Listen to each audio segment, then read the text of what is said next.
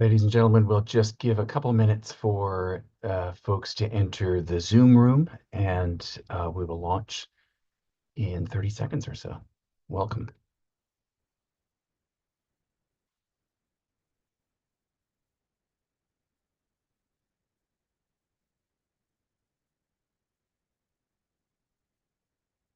For those of you just joining us, we're just giving a minute or so here for the Zoom room to fill.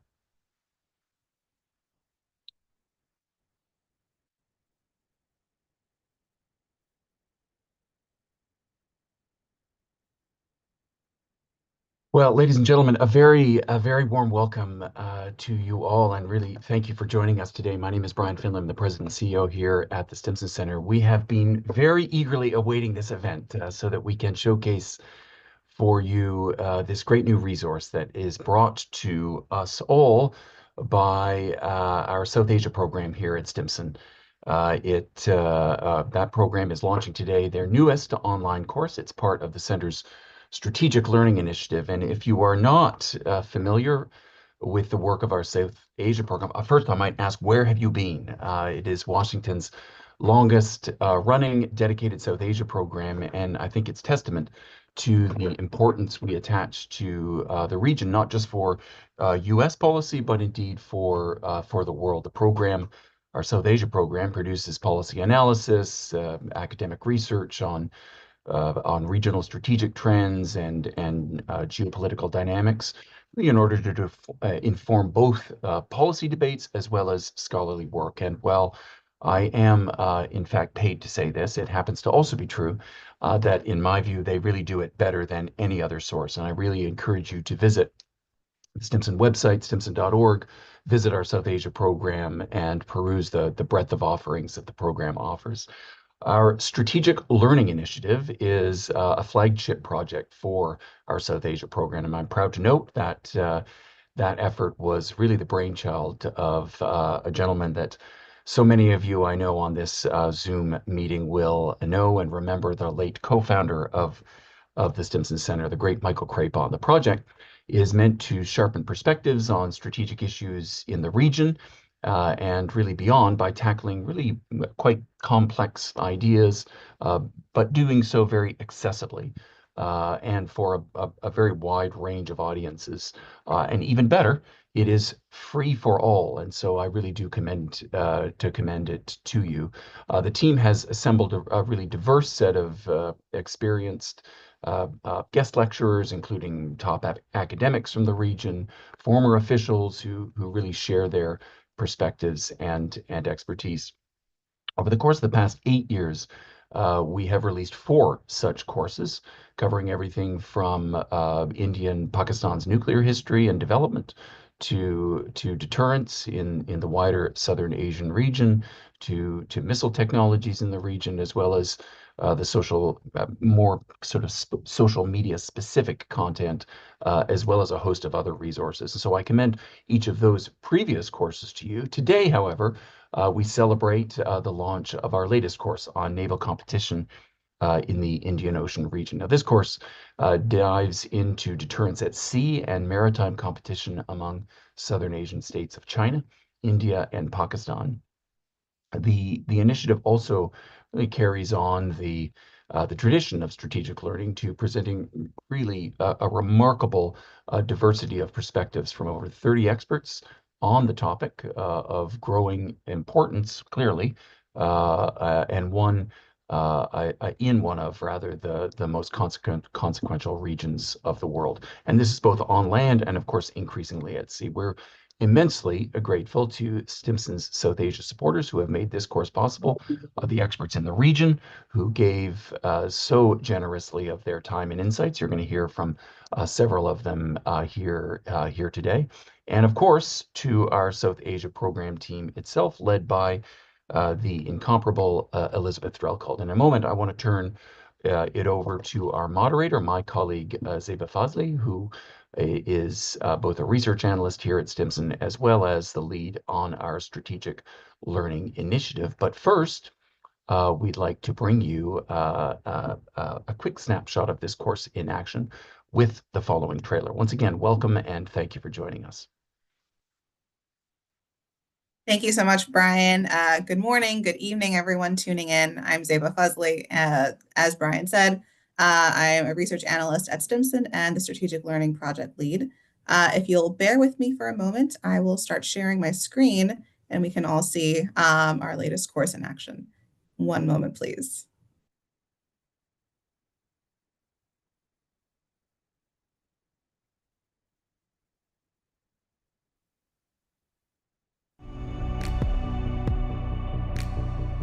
Competition between states is moving to the seas. From the South China Sea to the Taiwan Strait to the Red Sea and beyond, states are racing to send their most formidable capabilities out to sea. Chinese President Xi Jinping has stressed what he called the urgent need to have a powerful navy. The Indian Navy plays a central role in ensuring security and furthering India's national interests at sea.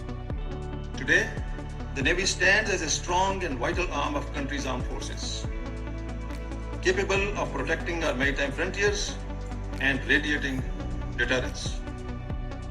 As naval capabilities grow in the shadow of great power competition, what does deterrence at sea look like for the Southern Asian nuclear powers?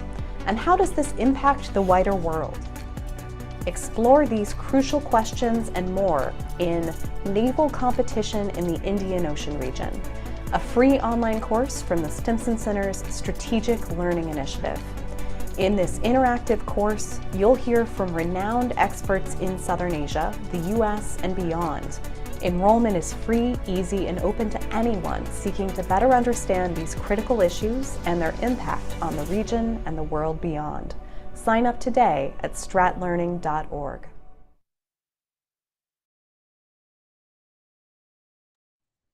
Exciting, isn't it?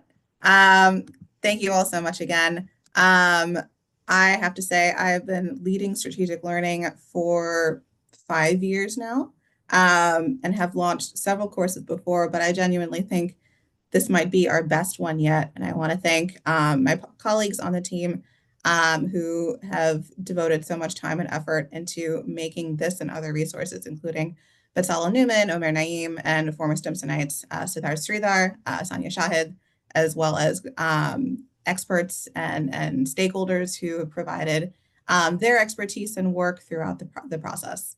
This has been a real team effort, and it is my pleasure to bring to you this new course. It's been developed as part of sort of our pivot to kind of more accessible short courses, as Brian said earlier. It only takes 4 hours to complete and to earn a certificate, which you can then use to further your academic careers, your professional careers, whatever it is you're looking for. Strategic learning courses can help, particularly this one. It's available at your own pace and convenience, so it's not that you have to log on a particular time and devote a set amount of time at a specific day or anything like that. It is all available at your own pace and convenience. It's especially great for professors who've assigned select lessons to their students based on their curriculum. We work extensively with professors in the region, as several of the folks on this call can attest to. A little bit more detail about naval competition in the Indian Ocean region. It features, as we said, video interviews with over 30 scholars, extensive original text, mini games, interactions, infographics, everything that you can possibly need to want to understand naval competition in this very important region. The course goes through the technology of naval vessels, particularly submarines, as well as the strategy behind their potential use and deployment, the theory of deterrence at sea, and the challenges of bringing theory to practice. So putting what we learned about the technologies into a wider theoretical context. Then we go into naval nuclear weapons in the Indian Ocean region among our three Southern Asian nuclear powers, China, India, and Pakistan. And then we wrap up with a whole host of things, including future trends in the region, future technologies to keep an eye out for that might have the greatest impact on strategic competition, as well as risk reduction measures that states in the region, stakeholders in the region who care about these issues can be thinking about as they go forward. I think overall, the theme of the course, there are several, but one thing that I would emphasize is that as sea-based nuclear weapons proliferate increasingly in the region, they will also play an increasingly significant role in regional security dynamics. And better understanding these vessels, these weapons, their purpose and their limitations will allow you as a student of strategic learning or an observer of international affairs to better evaluate their strategic implications, both in the region and beyond. So I highly encourage you to check it out. As Brian said, it is all free and all available for you to look at your convenience and to explore. There's so much to learn. Every time I have the privilege of shepherding a new course into being, I learn a ton, and I know you will too. Now, without further ado, let's get into the main event for today, which is our panel discussion featuring a really brilliant array of experts. I will introduce them briefly, and then we can get into the conversation. So first, we have Dr. Rizwana Abbasi, an Associate Professor of Security Studies at the National University of Modern Languages, as well as a Research Fellow at the Central European University in Vienna. I should also say Dr. Abbasi is a former Stimson South Asia Visiting Fellow, so it's really lovely to have her back in the fold. Then we have Dr. Christopher Clary, who is an Associate Professor of Political Science at the University of Albany and also a great friend of the program and a non-resident fellow. Wonderful to see you, Chris. And last but not least, we have the retired Rear Admiral Monty Khanna of the Indian Navy, who is adjunct faculty at the Naval War College in Goa.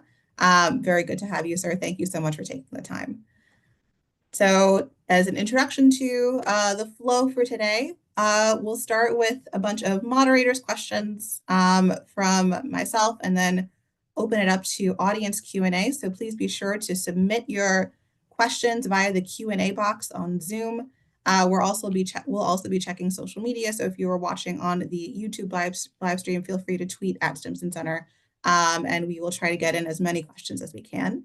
Panelists, I'll ask you to keep your responses brief, about 2 minutes max, so we can get to as many questions as possible. All right, here we go. First question is, I think, kind of a scene-setting one. Southern Asia, as many of us know, and certainly all of you on the call know, has a history of land-based conflict, but increasing naval competition in the Indian Ocean region has taken our attention to the maritime domain. And so a question we get a lot when we talk with students in the region about this course is, why focus on the maritime domain when we're looking at relationships between China, India, and Pakistan? So in your opinion, why is understanding naval competition important for understanding international security issues more broadly in the IOR and beyond? And in other words, what can a course like Naval Competition in the Indian Ocean region offer to audiences, especially those who may not be as familiar with maritime issues in the first place? We'll start, Dr. Rizwana, with you, and then go to Chris, and then Monty. Thank you, Zeba, for throwing such an important and broader question. I believe that significance of the maritime domain has markedly increased in the present century. For the students, particularly, and researchers, to actively pursue their careerism goals and broaden their knowledge base, and more so provide informed policy, assessments and narratives. I would say that Indian Ocean, as we all know, serves as a conduit for some of the fastest growing economies by linking them with both the Atlantic Ocean and Asia Pacific region. So the broader IOR maritime trade routes, as we all know, facilitate connection between the Middle East, African region, East Asia, Europe, so on and so forth, and also the United States. So through which the majority of the world's maritime oil, and particularly approximately, I would say 1/3 of total, global trade passes through these, blue seas. So I, for students, particularly classify, maritime domain into, two sub areas and sub sectors. For example, traditional security and non-traditional security. Or first, I would like to broaden my view on non-traditional security, saying that there are economic sectors where international trade, energy transportation, sustainable, livelihoods, fisheries, tourism, so on and so forth, are the areas, that are directly connected to sea lines of communication in the IOR, and these constitute basically, assessments and critical areas for students, analysis and assessments. Then we have further segment under non-traditional security is environmental sector, where ongoing and emerging threats such as piracy, the safeguard of maritime ecosystem from pollution, climate change-led, threats and impacts are like crucial areas for students, to assess and bring out new investigation and solutions. Then we have human security sector, where issues such as human trafficking and migrant smuggling and so on and so forth are taking place and require a lot of broader assessments. More significantly, cybersecurity is an area under non-traditional security threat that actually creates challenges for, I would say, infrastructure and increasingly that is dependent on digital ecosystem nowadays, and naval operations and port managements are directly interlinked with the digitalization. So these are, again, I would say, significant sub areas. And when we talk about broadly traditional domain, where we bring particularly territorial disputes that directly interlink with economic exclusive economic zones and territorial waters, such as island disputes and rocks, reefs, so on and so forth. These exacerbate, I would say, likelihood of confrontation between the states, and thereby propelling them to get into militarization of blue seas. So this militarization then broadly creates high probability of, chances of and probability of naval warfare, between and among states and players between, members involved in the maritime domain. So these players particularly are one, acquiring, technologies, and planting platforms in the blue seas, but at the same time, I would say that transforming and changing their doctrine and doctrinal strategies that directly then, I would say, that yield impact and create high probability of conflicts. So these are the areas that really need to be investigated in the current times and in the futuristic environment. Thank you, Dr. Rizwana. Chris, over to you. Thanks. The reason that students of security broadly, and especially those people focusing on Southern Asia, need to think more about the maritime domain is we have this convergence. We've got an enormous amount of trade going through the Indian Ocean region, something like a third of containerized cargo, more energy, 80% of Chinese energy imports going through the Indian Ocean. So this is at the crux of being able to supply the growing economies, not just in China, but also India, of course. And a lot of that's going to be seaborne traffic. The second thing that intersects with that is this is an area of growing great power contestation. That's partially because China is vastly, quickly, rapidly, impressively expanding its navy, and that's going to involve increasing Chinese naval presence in the Indian Ocean. India is responding to that, and Pakistan is responding to both of those developments, right? And then the third intersecting trend, which is again not unrelated to the previous two, but it brings its own importance, is we're talking about naval nuclear powers. Right. So for the Chinese interest was this sort of long-term science project in a submarine that appears that China now is able to do deterrent patrols. I think we may talk about that later. India also has rapidly increased its capabilities with SSBNs. And I think there's growing signs, too, that Pakistan today is likely deploying cruise missiles, or at least has the ability to do so aboard its submarines. And so, there's not that many nuclear powers on the planet, and a number of them are intersecting the Indian Ocean. And so it's important for students of the region to get their heads right on this issue. Thank you so much, Chris. Monty, over to you. Yeah, so I think a lot has already been said on this, but largely I would tend to agree with both the previous speakers. That the maritime domain is, ubiquitous. It's 70% of the global sector.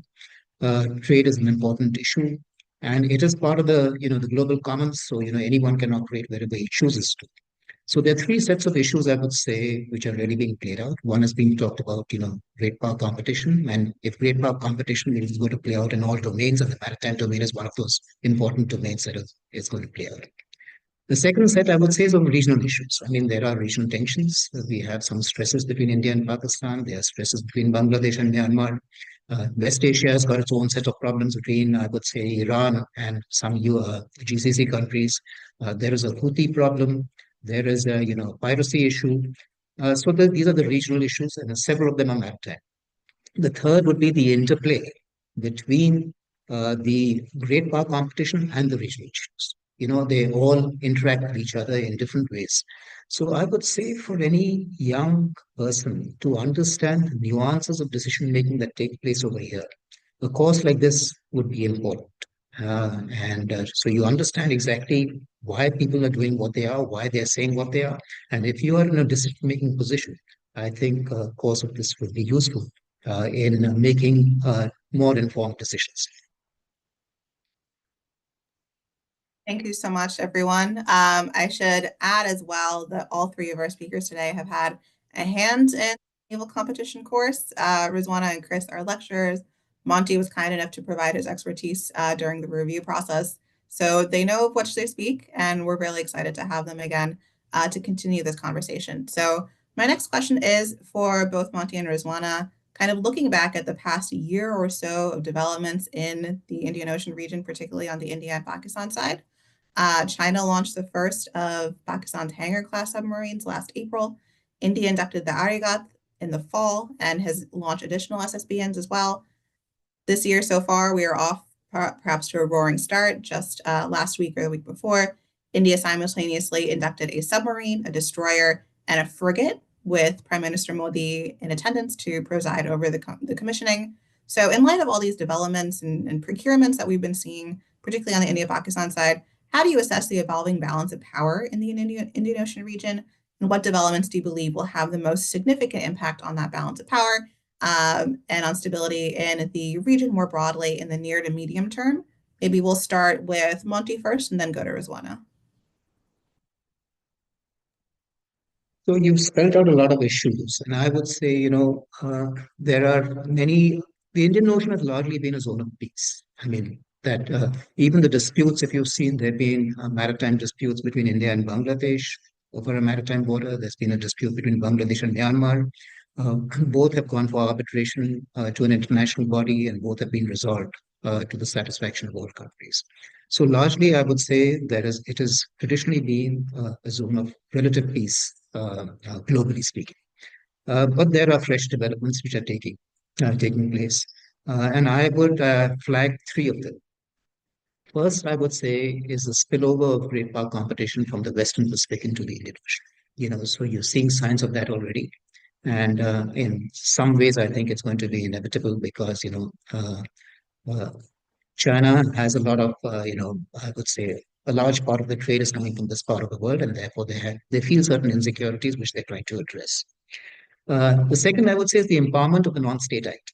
You're seeing it. It started, I would say, with piracy, where you had quite on a low scale. But the Houthis are on a different state altogether. Use of anti-ship ballistic missiles and things like that. Which are so. This, I would say, is another issue that confronts us area. And the third, I would say, is the disruption of the status quo, which again relates back to the first by the growth of Chinese power in the Indian Ocean. And it's playing out in various dimensions. It's playing out in port infrastructure, which is being set up in various nations. It's playing out in the number of naval assets, the number of survey and research vessels, in greater fishing activity. So in various dimensions, it is being played out, and it's upsetting what has traditionally been a status quo, and how countries are going to react, to these changes, I think, are the major issues that are going to play out.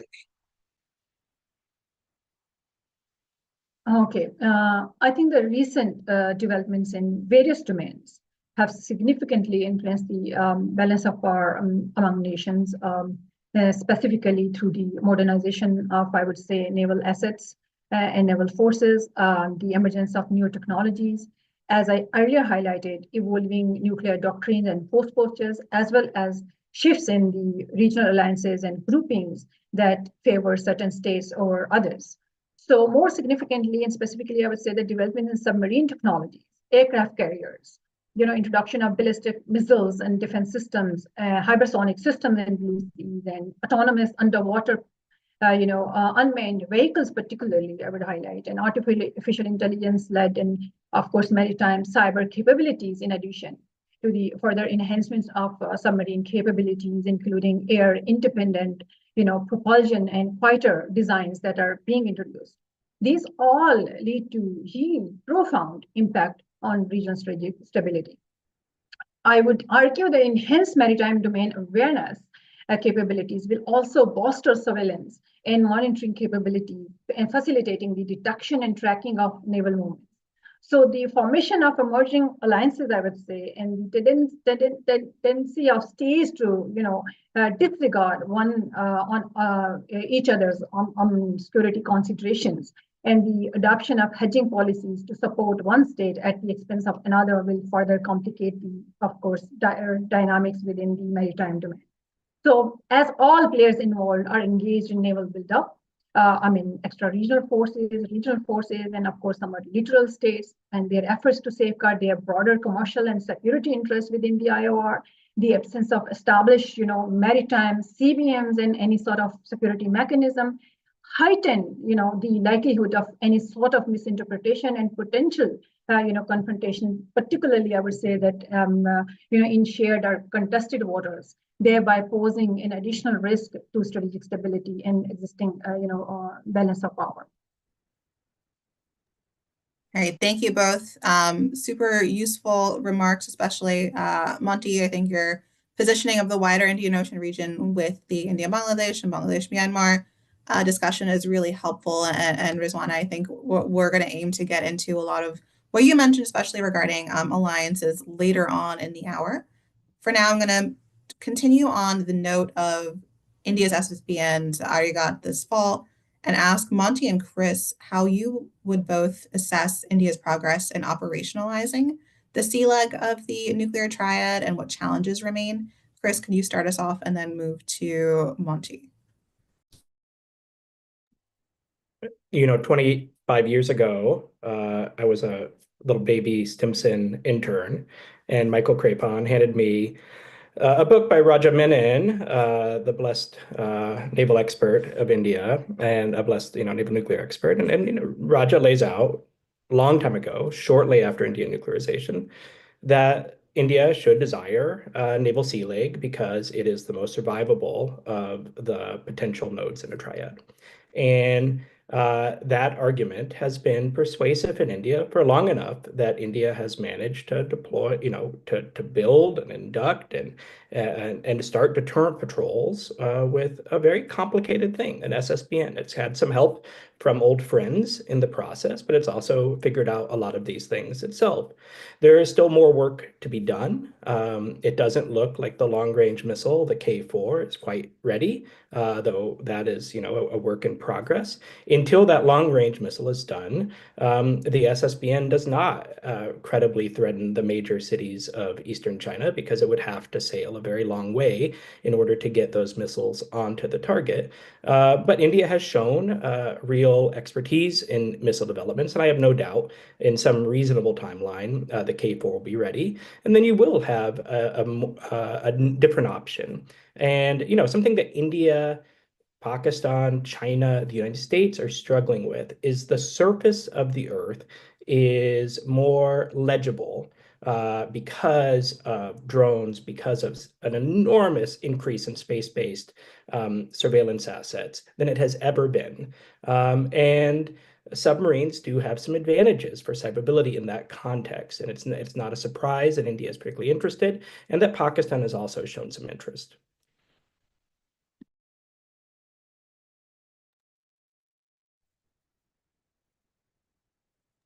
Monty, over to you. Thank you. Yeah, Ziva. So I think Chris has already addressed most of the issues over here. Needless to say that, Arihant has been now in service for more than 8 years. And Arigat has just come in last year. So the deterrence patrol, I would say, at least my understanding from what I would assume is that it's fully established this role. But when you establish with fewer assets, you cannot maintain, obviously, with 2 assets, you can't maintain a continuous deterrence at sea. So therefore, you have periods of patrol and you have non-patrol periods.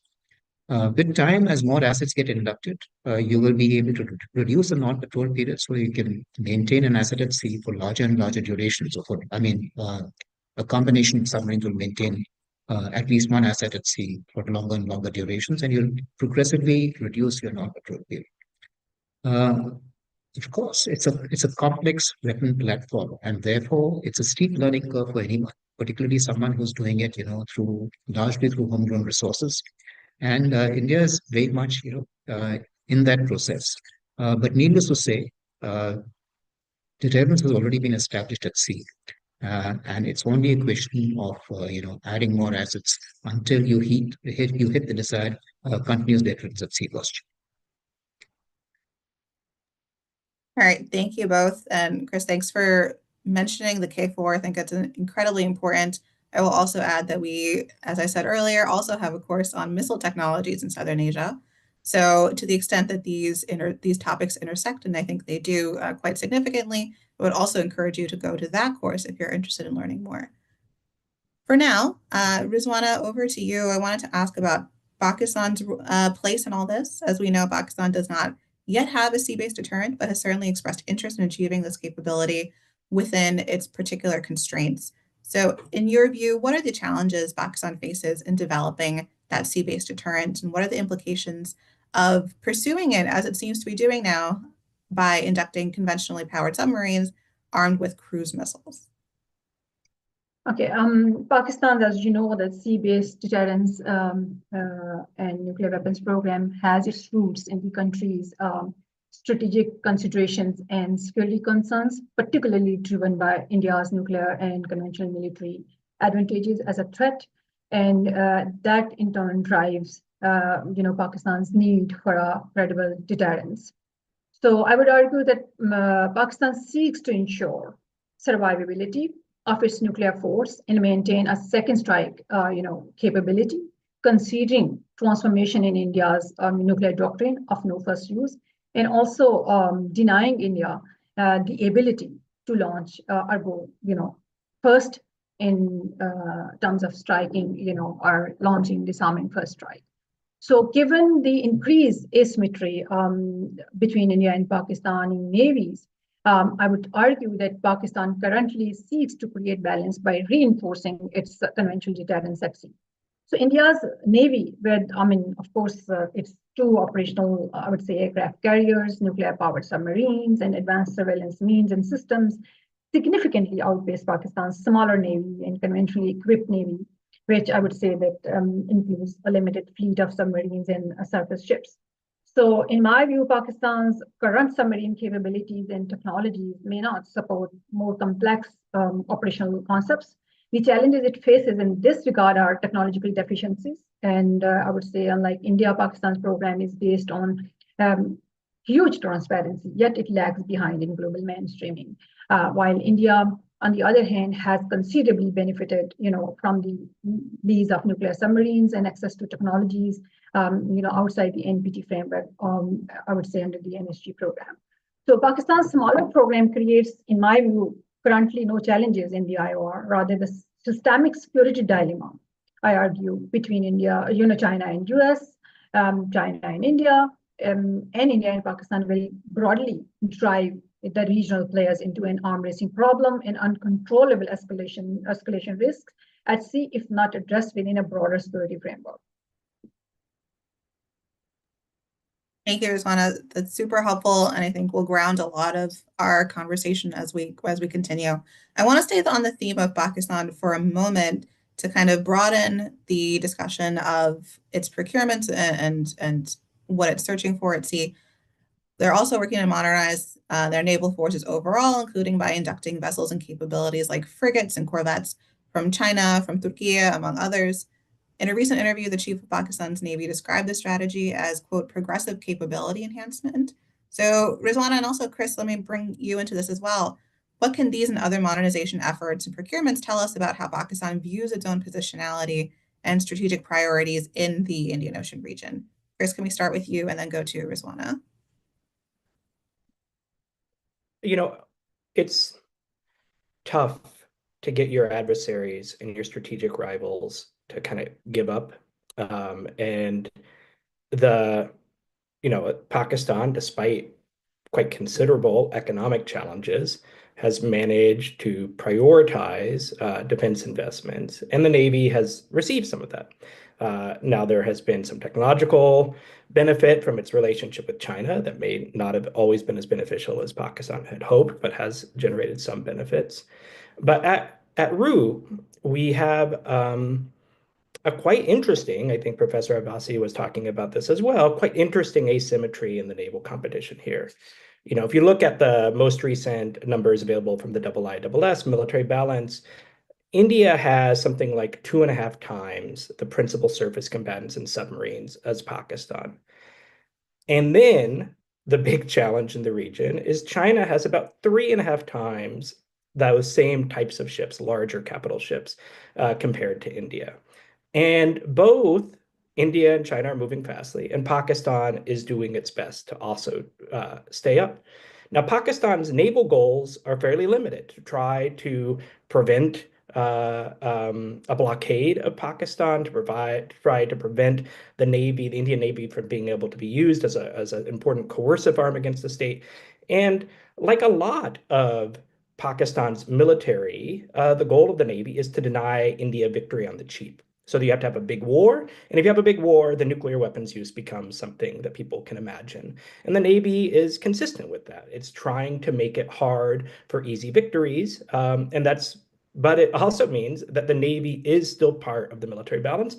And so students of South Asian security should take the Indo-Pak and, of course, the Sino-Indian naval balance seriously. Okay, in my view, I would repeat that Pakistan's naval expansion and modernization efforts aim to counter India's growing naval capabilities and protect vital sea lines of communication. As Pakistan's reliance on, of course, in my view, sea-based trade and energy imports underscores the importance of securing its maritime interest and trade routes. So Pakistan is not merely, I would say, a passive observer in the maritime domain in this regard, but I would say that it is proactively engaged in efforts to maintain a balance within the maritime domain to secure national interests, with a significant emphasis on blue economy that we have been, is a buzzword that we have been, hearing for quite some time. So the defense partnerships between the United States and India, in conjunction with India's forward military positioning and increased militarization of Indian Ocean, enhances India's power projection capabilities, thereby creating a security dilemma for Pakistan. So this situation, in turn, I would say that then heightens Pakistan's insecurities and its further requirements of its positioning at sea. So Pakistan has been outspoken regarding the necessity of demilitarizing and denuclearizing the IOR, and advocates for a cooperation-based policy aimed at fostering a shared understanding to mitigate common threats. So my country seeks to establish partnership from the outset with friendly nations and global economic entities, thereby promoting, I would say, the concept of cooperative, maritime security in IOR to mitigate risk and enhance, regional stability. Among exercises that Pakistan initiated and conducted by, represent an, an effort in this regard to enhance communication and promote regional cooperation, understanding, leading to stability, thereby improving interoperability and demonstrating united, I would say, resolve against shared threats. More significantly, and lastly, I would say that Pakistan adopts a policy of neutrality aimed at, in regard to, greater power rivalry in the Indo-Pacific region, thereby maintaining, I would say, diplomatic relations with both China and United States fairly, thereby advocating for peaceful conflict resolutions in the maritime domain and cooperative approaches to security in the region. Thank you both for that. I want to step back a little bit and talk about what Chris and Monty, and I think what Rosanna, everyone was saying about the role of China in the region. Last fall, as many of you might have seen, the U.S. Department of Defense released its annual report on developments regarding Chinese military strategy and capabilities. And it stated this year, among other things, that China now has the capacity to maintain continuous at-sea deterrent patrols. So, Chris, let me ask you this. What does this mean for the future of naval competition in the Indian Ocean region, particularly for India and Pakistan in this case? I think there's kind of two things I would say. One is for a long time, it wasn't clear whether the PLA Navy was serious about getting nuclear weapons at sea. This has been a very long submarine project. And it's still not entirely clear to me how loud that submarine is. The louder a submarine is, the less survivable it is, the less. And if the whole point of having a naval sea arm is to be survivable, then a loud submarine doesn't really accomplish very much. But the fact that China has continued to move in that direction, I think, probably will reinforce the beliefs in India and Pakistan that this is also a worthwhile direction to go in. The second point, though, I would say, and maybe the one I would emphasize, is if I'm reading the China military power report, the important part is not those naval submarines. The important part is the incredible increase in the size of the Chinese nuclear arsenal, right? And I think India especially will have a lot of thinking to do about what it means to have a credible minimum deterrent in the context of a China that could conceivably have 3 or 4 times the number of nuclear weapons deployed, maybe 5 or 6, depending on what numbers you use. And so I think there's a lot of indications that we've had an arms jog in Southern Asia for the last few years, and that may be turning into an arms race. But India will have an important role to play to figure out how fast it wants to run and how easy deterrence is. India has argued for some time that deterrence isn't that hard, but the Chinese nuclear buildup is going to put some pressure on that belief. No, that's fantastic. Thank you, Chris. I think this question of how much is enough is one that is increasingly relevant, I think, for powers across what we call the strategic chain. Maybe one or two more questions before we open up to the audience. I know you're all filling in your questions. Please continue to do so, and we'll try to get through as many as we can. But first, I want to also ask about technologies in the region, particularly anti-submarine capabilities. This is becoming more and more an area to watch as more and more stealthy submarines are deployed in the region. So maybe Chris and Monty, can you share with us what you see as the future of ASW in the Indian Ocean region, particularly as it relates to emerging technologies, whether unmanned systems, AI, quantum technologies, anything like that? Maybe Monty, we can start with you and then go to Chris. Well, ASW is it's a complex science, right? And I would say much more complex in the Indian Ocean because of regions of hydrology, which make it difficult to detect submarines over here. The way the hydrology is structured, you have a layer on top, and so if you're below the layer, then the sound tends to get trapped in the layer, and therefore it becomes difficult. Now there are many sort of sciences which are out there. There's this, talk of using lasers, of using quantum sensors, of using quantum clocks. In fact, a very unique way in which you measure the time distortion that takes place because of gravity of a submarine passing underneath. So blue-green lasers, one has been hearing about, temperature trails, hump detection of water level rise when a submarine is passing deep down below.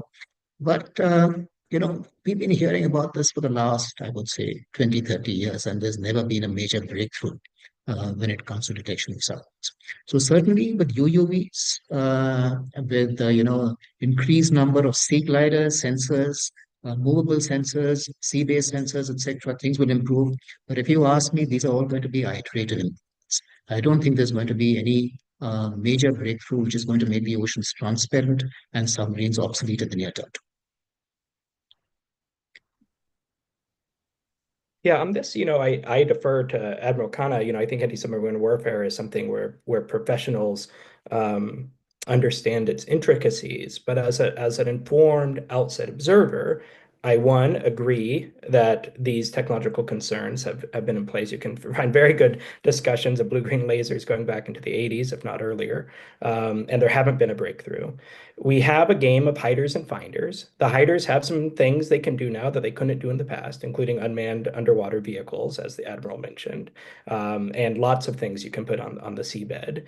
But the hiders also, have the proliferation of air-independent propulsion systems, much quieter submarines, not just diesel, but also on nuclear side, lots of new blade technologies. So this game will continue. And it's one, I think, motive, honestly, for Quad cooperation on security issues, because one way that you do anti-submarine warfare is you don't lose track of the target. So if there is a submarine, a PLA Navy submarine in the Indian Ocean, ideally, the US, Japan, Australia, and India would cooperate to listen for that submarine during its entire patrol, and so that it never lost track of where that submarine was. We have another challenge, though, as about hiders and finders, that the ability to hide surface vessels is meaningfully declining, and we'll have to think about how to defend those vessels in combat and conflict. And the Indian Navy will have to think about, and the Pakistan Navy for that matter, how to defend surface vessels operating quite close to territorial waters in some cases from long-range missiles. And certainly the kill chain is possible, at least theoretically, to work out long-range shots that endanger naval assets from far away. And that means that that transition from crisis to wartime could be very abrupt if there is the advent of full-scale war between either India and Pakistan or India and China. Thank you both. That is super helpful and brings up a ton more questions, but it is high time we turn to the audience. So we'll be going through some questions, and I'll remind folks, since we are in our last 15 minutes, to please keep your responses brief. We'll start with a question that came on earlier in the call that I think is super important regarding the role of the United States in all of this. It's important that we don't discount that, especially us sitting here in Washington at Stimson Center.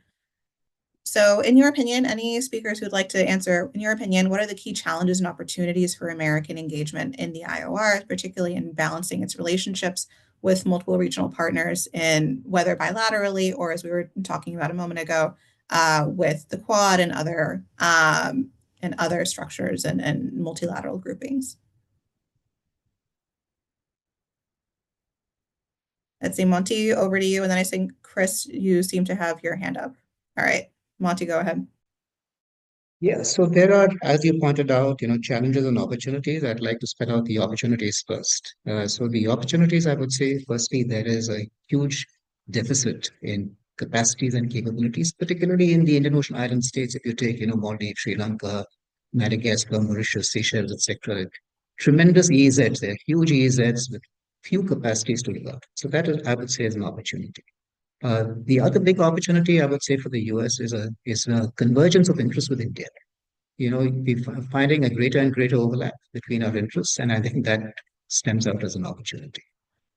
On the challenges side, I would just mention two. One, I think, would be, of course, the growth of Chinese footprint in the Indian Ocean, and that certainly, how it plays out, and that becomes competitive in nature. So, how are you going to manage that competition? And the second, I would say, is a bit of a structural issue from the US side, is that, the Indian Ocean, from a DoD perspective, from the Department of Defense perspective, is divided into three commands. You have Indo-PACOM, you have CENTCOM, and you have AFRICOM. And that creates themes. So to see this area as holistic, and you have, where you can have a coherent policy, these themes become slightly disruptive at times. So I think that is also a challenge from the US side here. So I would like to just add that. Go, Professor Abbasi, please.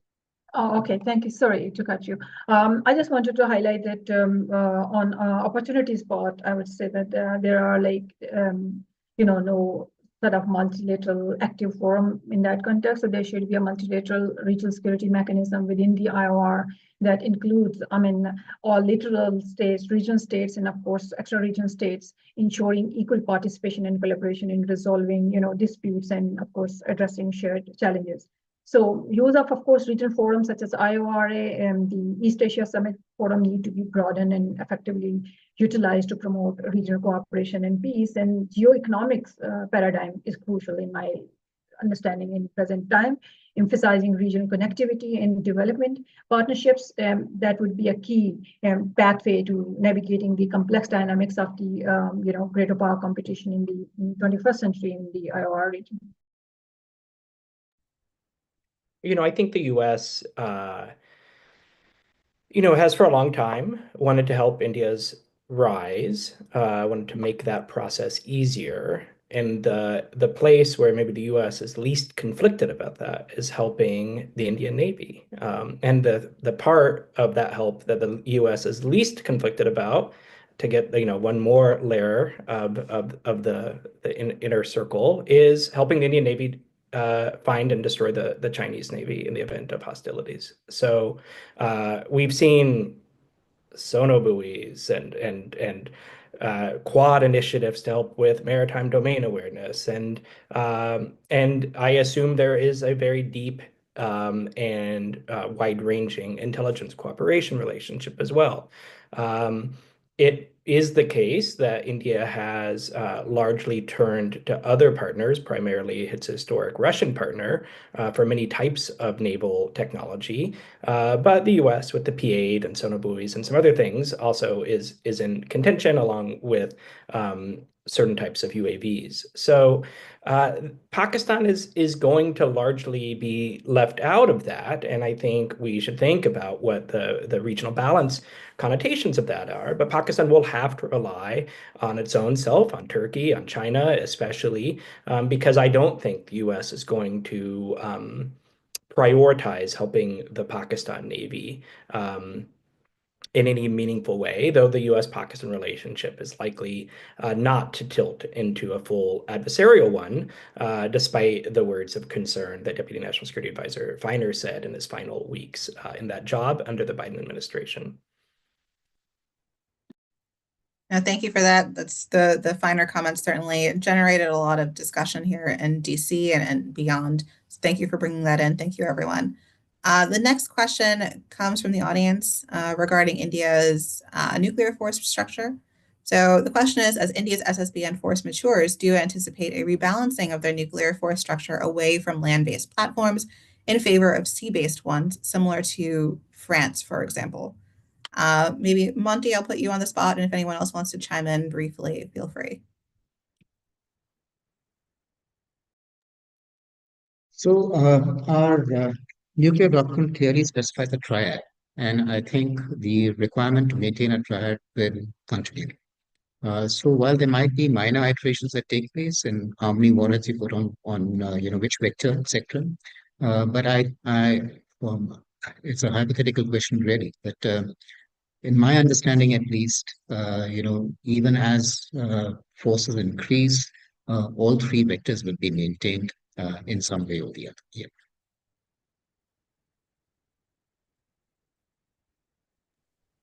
All right, thank you for that.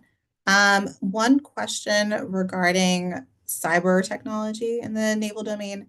The question is, how far is cyber technology being used in sea-based weapons by these three countries? And particularly of interest, what kind of maritime confidence building measures are necessary to mitigate conflict risks that might come, whether of cyber technology or more broadly? If anyone would like to go first, please feel free. I can jump in there. Let me say three things. One, on cyber, it's it's the most opaque of the domains, right? Whether someone is able to hack into the radio frequency of a certain radar system on a certain frigate and successfully nullify that is going to be very difficult to know until it's done, right? And so as an outside observer, it's almost impossible to know if it is entirely illusory as a capability or something that's meaningful.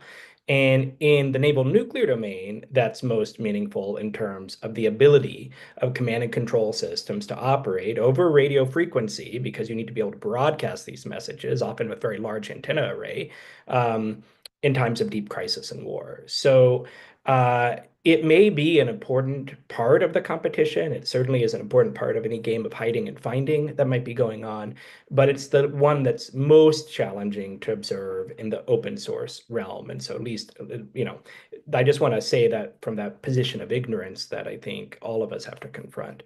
I think there are spaces, Professor Abbasi talked a little bit about this earlier in the panel as well, for confidence building measures at sea. I still think the template of what the US and the Soviet Union managed to work out in the 1970s, something called the Incidents at Sea Agreement, is something that could be workable in a Southern Asia context. It could work in either direction. It could work with India and China. The US and China had a military maritime confidence building measure agreement that didn't really work, but it, probably didn't do any harm either. So there's some places you can do things here. The activities of the Indian and Pakistani navies and the Chinese Navy vis-a-vis India as well are not quite as boisterous as some of the navies in the South China Sea. So I think that gives us some room to help implement some norms there. And already there's a fair amount of confidence building measures that are designed. A huge number of poor fishermen from both sides get arrested every year, and they have to languish in jails, and their boats get confiscated. I think there's space to make that better. It isn't a conflict risk, but it doesn't make a lot of people's lives miserable every year. And I think there's probably more we can do in that space from just a humanitarian standpoint. Should I just intervene? Just Yes, feel free. precisely, I think China is pretty ahead in, of course, cyber mechanisms. India and Pakistan both have cyber commands in place, and they are effectively, I think, in that direction, working on, intervening cyber mechanism and cyber capabilities. But at the same time, I would say that cyber attacks targeting particularly essential, I would say, systems such as radars and ship communications or navigations are the crucial areas, and there are areas of concerns, I would say. Such disruptions could then in turn lead to misinterpretation by one party or their hostile actions. So the involvement of non-state actors in this domain are politically motivated. Any sort of hackers, I would say, can further complicate these dynamics. So cyber attacks that compromise surveillance, intelligence gathering capabilities could create operational blind spots, resulting in misperception and misunderstandings. So more so, I would say that risk of escalation is exacerbated by the disruption of impact on command and control systems and communication systems, as each side may perceive a communication blackout as an interference with the operational readiness of the other. So I think these are the areas that are really quite vague, as was highlighted by Christopher. These are the areas where all the players involved, and particularly India and Pakistan, need to come close to each other to discuss what sort of mechanisms can be initiated, and understanding and awareness can be promoted to mitigate any sort of emerging threat in this area. All right, thank you so much, both of you. We are in our last couple of minutes, so I'll take the prerogative of choosing our last question.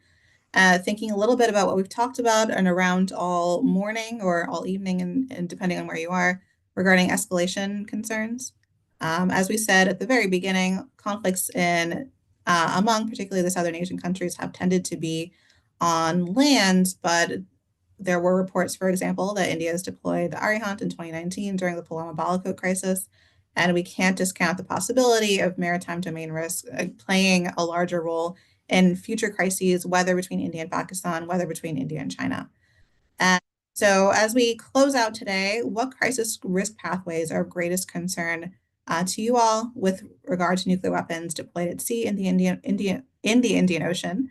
And how can states mitigate escalation risks, particularly inadvertent or accidental ones? Monty, maybe we'll start with you, then go to Rizwana, and then have Chris close us out. Yeah, so this I would say at a couple of levels at least. First, at the policy level. And I think it was a useful trend. I mean, it's a useful thing for any nation to declare a no first use policy. That I think is a huge stabilizing factor. And to move towards, to drift away from a no first use policy and toward to tacticalization of nuclear weapons onto, putting nuclear weapons at lower echelons, etc., to local commanders, I think is a dangerous precedent to set. So in that sense, I would say that's from a policy perspective. And in an inadvertent event, I think what is really required is strong and robust communications. So if something happens, there has to be communication at an appropriate level so that, the issue can be addressed in a mature and capable manner to prevent it from entering into an escalatory spiral so that it can be stopped altogether. One other risk, I think, is on nuclear weapons, of course, is the safety of nuclear weapons. Physical safety of nuclear weapons also. Nations have to be absolutely sure in the way that these weapons are protected in turbulent conditions. Thank you. Just want to very briefly. Yeah, very briefly, I would say that like India's acquisition of advanced technologies, and then of course consideration of interjecting AI-led mechanisms, and particularly inclusion of technologies such as autonomous underwater vehicles. I would say that these are designed for basically various military, surveillance applications that introduce significant complexities and risks to the existing security dynamics. So I would say that the inherent stealth and autonomy of UVs, raises concerns regarding their potential unintentional intrusion and incursion, into disputed waters. So that would probably increase a lot of this. But finally, I would just simply, my own hope and aspiration is that we understand that the Indian Ocean basically offers a lot of appetite and capacity to all the players and stakeholders to be accommodated based on the principle of inclusivity and mutual and shared benefits for all. So if we just understand the regional vast potential of the IOR can be fully realized if all the participants and players involved build understanding, cooperation, and awareness over understanding over conflicts, and should basically think collectively instead of maximizing their individual gains. Thank you.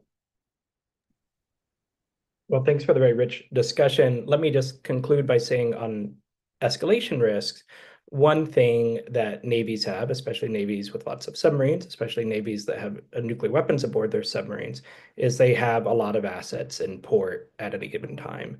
And to have a war, you have to have leaders believe it's better to have a war today than it is tomorrow. And one reason you might want to start a war today rather than tomorrow is because you've got some big juicy targets that you can see on satellite imagery that are in port. And so that danger, especially for countries that are not able to maintain continuous deterrent patrols, is going to be with us as we go through at least a period of transition. And that is perhaps the escalatory risk I'm most concerned about in Southern Asia for the next bit. All right, thank you all so much. Thank you everyone for submitting your questions and for their amazing questions. I'm sorry we couldn't get to all of them, but please continue to think through the questions and particularly how you might answer them for yourself. I think resources like Naval Competition in the Indian Ocean region, our latest course, will help you develop those answers, and certainly experts like the three we have today hopefully have shed some light. They certainly have for me. So thank you again so much for spending your morning or your evening or indeed your afternoon with us.